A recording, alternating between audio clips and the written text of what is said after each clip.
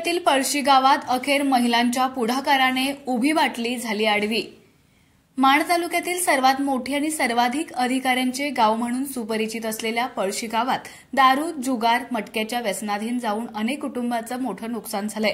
गेल्याच आठवड्यात दारूमुळे पुराच्या पाण्यात युवक वाहून गेला। अशाच प्रकारे आतापर्यंत गावातील 15 ते 20 जणांना जीव गमवावा लागला असल्याचं ग्रामस्थांचं म्हणणं आहे। याच पार्श्वभूमीवर गावात दारूबंदीसह जुगार व मटकाबंदी करण्यासाठी आज ग्रामपंचायतीने विशेष ग्रामसभेचं आयोजन केलं होतं।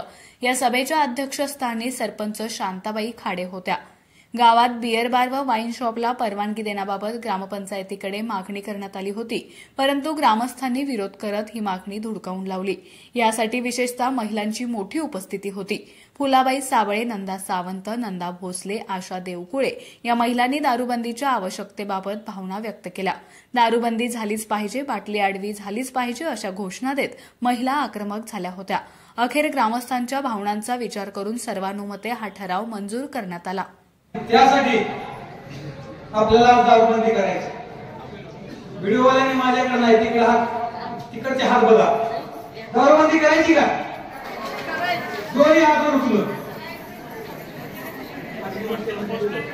आडवी बाटली झालीच पाहिजे, झालीच पाहिजे, झालीच पाहिजे,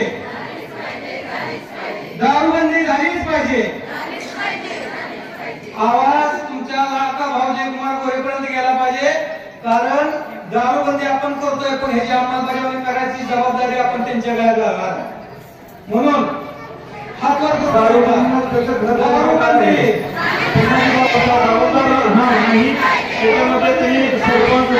त्यासाठी आपल्याला दारूबंदी करायची। व्हिडिओवाल्यांनी माझ्याकडे नाही, तिकडचे हात बघा। दारूबंदी करायची का?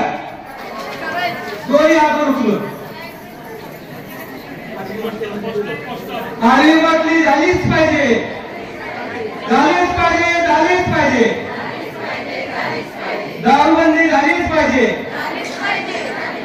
आवाज तुमच्या लाडका भाऊ जयकुमार गोरेपर्यंत गेला पाहिजे, कारण दारूबंदी आपण करतोय, पण ह्याची अंमलबजावणी करायची जबाबदारी आपण त्यांच्या गळ्यात घालणार। म्हणून हात वर करू पुन्हा एकदा, दारूबंदी, दारूबंदी, दारूबंदी। आता पुढचा विषय